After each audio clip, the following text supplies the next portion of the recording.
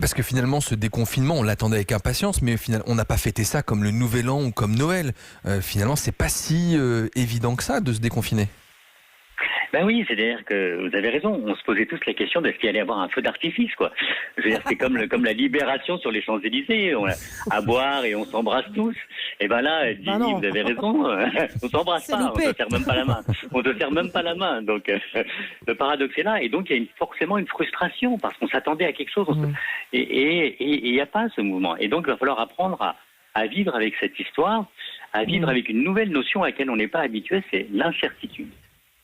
C'est vrai que le déconfinement, ça sonnait un peu comme liberté, de nouveau retour à plein de choses qu'on n'avait plus le droit de faire. C'est vrai que moi, par exemple, j'ai pas changé d'habitude depuis lundi. Je suis toujours en télétravail parce qu'à Europe 1, on a décidé de refaire revenir les présentateurs et les journalistes progressivement. Et depuis lundi, finalement, rien n'a changé. J'ai même pas vu d'amis. Bon, le problème, c'est que j'ai même refusé les opportunités de les voir. Est-ce que c'est normal de se sentir, d'avoir un sentiment de solitude encore plus important, justement, pour ceux qui sont restés un peu confinés, hein, quand même?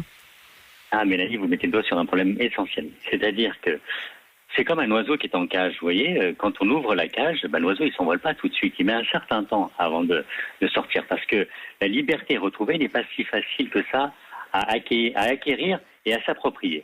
Ça, c'est un premier point. Vous avez raison, même moi, je vous avoue que je sors à tâtons. Vous savez, c'est presque qu'on se demande est-ce que ce monde est sûr. Et la première chose, c'est d'accepter cette situation, de se dire qu'on va avoir besoin aussi d'une transition individuelle pour pouvoir après 2 mois de confinement, se dire, c'est pas un claquement de doigts. Alors, il y a des gens pour lesquels ça va plus vite que pour d'autres, donc il faut accepter sa propre temporalité. Ça, c'est un point capital. La deuxième chose, c'est que il va falloir aussi accepter ses frustrations. Parce que on avait l'impression qu'on allait pouvoir s'éclater, s'amuser à nouveau, aller au bar, au resto, etc. On voit que c'est plus compliqué. Et puis, il y avait d'autres choses qu'on avait envie de faire. Et puis, on se rend compte aussi que tout d'un coup, comme vous le décrivez, on n'est pas en train de faire même ce qui serait possible de faire. Tiens, c'est bizarre. Pourquoi est-ce que je ne sors pas plus me promener maintenant que j'ai le droit d'aller me promener un peu plus?